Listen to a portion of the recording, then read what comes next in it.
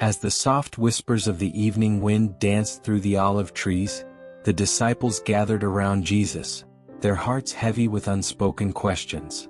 They had seen miracles, felt his divine presence, but tonight they sought something deeper, a truth that would not just open their eyes but stir their very souls. Little did they know one story would change how they would see the world forever. With the eyes of the heart asterisk. The sun slowly dipped beneath the horizon, casting a soft golden glow across the rolling hills of Galilee. The air was filled with the earthy smell of olive trees and the gentle sound of the breeze weaving through their branches. Jesus sat in the center of his disciples, his hands resting on his knees, his face illuminated by the soft flickering of the nearby fire. The night was peaceful, but the disciples' hearts were troubled. They had witnessed miracles, heard profound teachings, and seen the love of their master, yet there was something they struggled to grasp. A love that went beyond human understanding, beyond what they had ever known. It was Peter who finally voiced what the others had been thinking. His voice was soft but heavy with the weight of his question. "Master," Peter began, "you have taught us to love others as you love us. But how can we love those who hurt us, who show us no love in return? How do we continue to show kindness when it is met with cruelty or indifference?" The disciples nodded in agreement. They had encountered rejection, seen the harshness of the world, and at times they felt the weight of their mission. How could they love as Jesus loved in a world so full of pain, so full of people who seemed incapable of returning that love? Jesus looked at them with compassion, seeing not just the questions on their faces but the deeper turmoil in their hearts. They wanted to love. They wanted to follow his teachings, but they didn't know how to overcome the obstacles of bitterness, fear, and pride that so often stood in the way. Jesus' gaze softened, and he motioned for them to sit closer around the fire. The flames crackled gently, casting long shadows on the ground as he began to speak. "My dear friends," Jesus said, his voice calm but filled with authority, "the love I ask of you is not the love the world understands. It is a love that sees beyond appearances, beyond actions, and into the heart. Let me tell you a story, one that will help you understand the power of empathy." In a small, remote village nestled in the foothills of a great mountain, there lived a boy named Elias. He was young, perhaps only 12 years old, but he carried the burdens of a heart much older. His family was poor, barely able to survive on what little they had. Their home was a simple hut, built from stones gathered from the nearby river, and their meals were often no more than a bit of bread and a bowl of thin broth. Despite their poverty, Elias was known throughout the village for his kind and gentle nature. He would always greet others with a smile, no matter how much or how little they had. When his family had extra food, he would share it with those in need. When someone needed help with their animals or fields, Elias would offer his assistance, even though his own family's needs were great. But the villagers did not always treat Elias and his family with the same kindness. Some whispered about their poverty, saying they were a burden on the community. Others mocked Elias for his worn clothes and bare feet, calling him names and taunting him as he walked through the village. But Elias never responded with anger. He never let their cruelty harden his heart. Instead, he continued to show love and kindness to everyone he met, even to those who had hurt him. One particularly harsh winter, the village was hit by a terrible snowstorm. The wind howled through the trees, and the snow fell so thick and fast that it seemed the world had been swallowed in a blanket of white. The cold was relentless, seeping into every crack and crevice, turning even the warmest homes into icy caves. Food became scarce, and the villagers huddled inside, too afraid to venture out into the biting cold.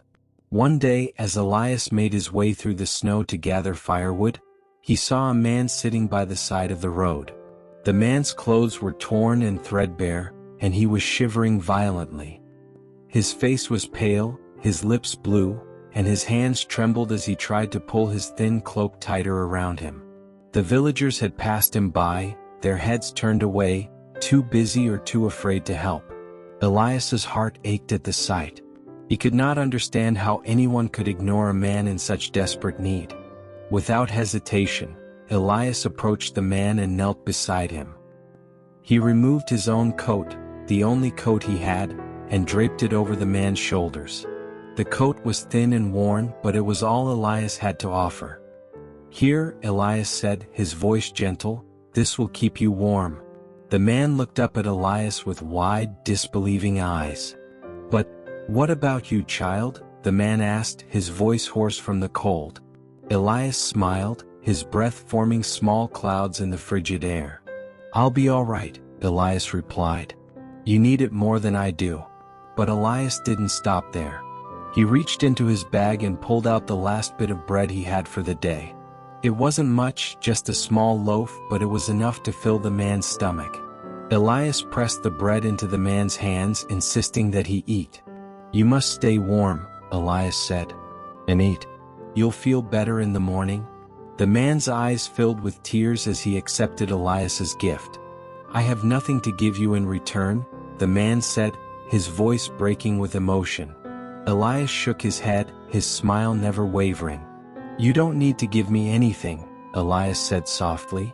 "Just promise me you'll stay warm." Elias stood up, pulling his thin shirt tighter around him as the wind bit at his skin. His fingers were already numb and his toes ached from the cold, but his heart felt light. He knew he had done the right thing. As he walked back to his home, he whispered a prayer for the man, asking God to keep him safe through the night. When Elias returned home, his mother scolded him for giving away his coat. "Elias," she said, her voice full of worry, "we have so little. Why do you give it away? What will you do when the cold gets worse?" Elias looked at his mother, his eyes full of love and conviction. "Mother," he said softly, "if we do not help each other, who will? I would rather be cold for one night than let that man suffer alone." As the snow continued to fall, Elias grew ill. The cold had seeped into his bones and his body, weakened by hunger, could not fight off the sickness that took hold of him. He lay in his small bed, shivering under a thin blanket, his breath shallow and labored. His mother sat by his side, her heart heavy with fear and guilt. She had always admired her son's kindness, but now she wondered if it had cost him his life. "Why did you do it, Elias?" she whispered, her voice trembling. "Why did you give away what little we had?" Elias's voice was barely audible, but his words were filled with conviction. "Because, Mother," he said, "that man needed it more than I did. If we do not help each other, who will?" Days passed and Elias's condition worsened. His mother prayed for a miracle, but hope seemed to slip away with each passing hour. The villagers, hearing of Elias's illness, came to visit, bringing what little food and medicine they could spare. But it wasn't enough. Elias grew weaker by the day and his mother feared the worst. Then one evening, just as the sun was setting behind the snow-covered hills, there was a knock at the door. Elias's mother opened it, her heart heavy with despair. But what she saw took her breath away. Standing at the door was the very man Elias had helped, the stranger who had been cold and starving by the side of the road. But now he was dressed in fine clothes, his face full of life and warmth. In his hands he carried a large basket, overflowing with bread, fruit, and warm blankets. "Your son saved my life," the man said, tears brimming in his eyes. "I was near death when he found me. He gave me his coat, his food, and his kindness. I have returned to repay him." The man gently placed the basket on the floor and handed Elias's mother a thick, woolen coat. "This is for Elias," he said. "He gave me warmth when I had none. Now I give it back to him." Elias's mother, overcome with emotion, wept as the man knelt beside Elias's bed. He placed his hand on Elias's forehead and whispered a prayer. "May the kindness you gave return to you 100-fold." In the days that followed, Elias began to recover. The food and warmth the stranger had brought seemed to breathe new life into him. His strength returned, and soon he was back on his feet, helping his mother around the house and playing in the fields once more. But the miracle was not just in Elias's recovery. It was in the change that had come over the village. News of Elias's kindness and the stranger's return had spread, and the villagers, who had once mocked Elias for his poverty, now looked upon him with admiration. They saw in him a heart that was rich with love, a heart that saw the suffering of others and acted with compassion, even when it meant sacrificing his own comfort. One by one the villagers began to change. Those who had once turned a blind eye to the suffering of others now sought out ways to help. They began to share their food, their clothes, and their time with those in need.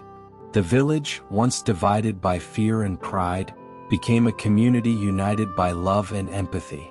Elias's story became a beacon of hope, not just in his village but in the surrounding towns as well.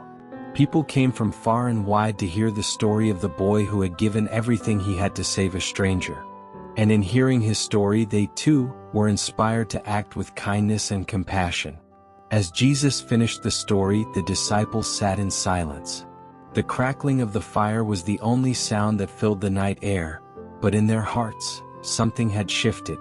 They had heard many of Jesus' teachings, but this story had touched them in a way they hadn't expected.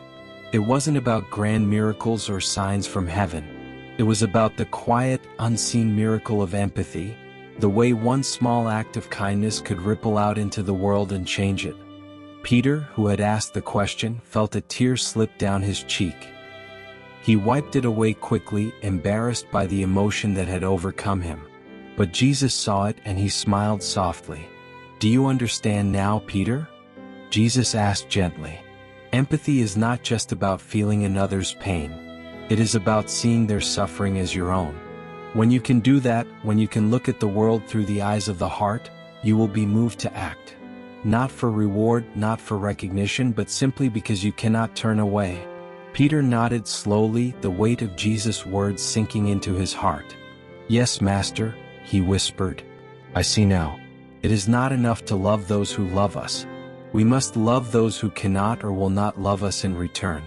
We must act with kindness even when it costs us something." Jesus nodded, his face full of warmth and understanding. "Yes, Peter. That is the love I ask of you. That is the love that changes the world.